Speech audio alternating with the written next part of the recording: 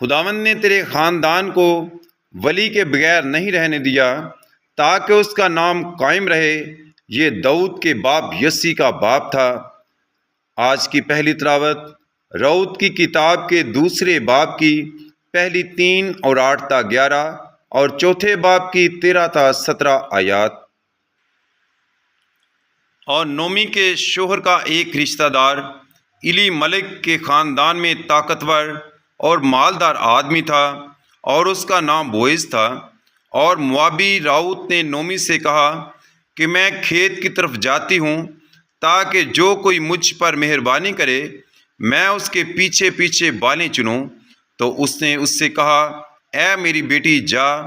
پس وہ گئی اور ایک کھیت میں داخل ہوئی اور وہ کاٹنے والوں کے پیچھے بالیں چننے لگی، اور اتفاق سے وہ کھیت کا کتا علی ملک کے رشتہ دار بوئز کا تھا۔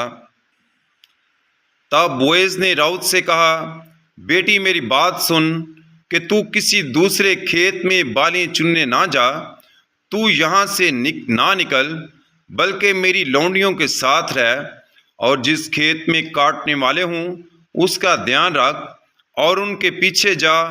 اور میں نے اپنے جوانوں کو حکم دیا ہے کہ تجھے دک نہ کریں، اور تجھے پیاس لگے تو برتنوں کے پاس جا اور اس پانی سے پی جو میرے نوکروں نے بھرا ہے۔ تب وہ منہ کے بل گری اور زمین تک سر جھکایا اور اس سے کہا کہ میں تیری نگاہ میں کیسے منظور ہوئی کہ تو نے میری خبر گیری کی، حالانکہ میں پردیسی ہوں۔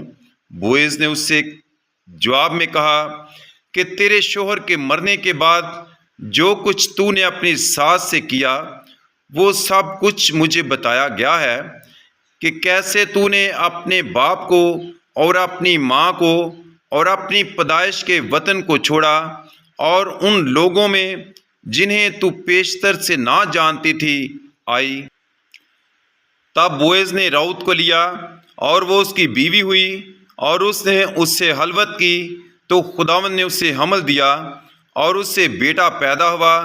اور عورتوں نے نومی سے کہا خداوند مبارک ہو کہ جس نے آج تیرے خاندان کو ولی کے بغیر نہیں رہنے دیا تاکہ اس کا نام اسرائیل میں قائم رہے، اور وہ تیری جان کا بحال کرنے والا اور تیرے بڑھاپے کا بھروسہ ہوگا، کیونکہ تیری بہو جو تجھے پیار کرتی ہے وہ اس کی ماں ہے۔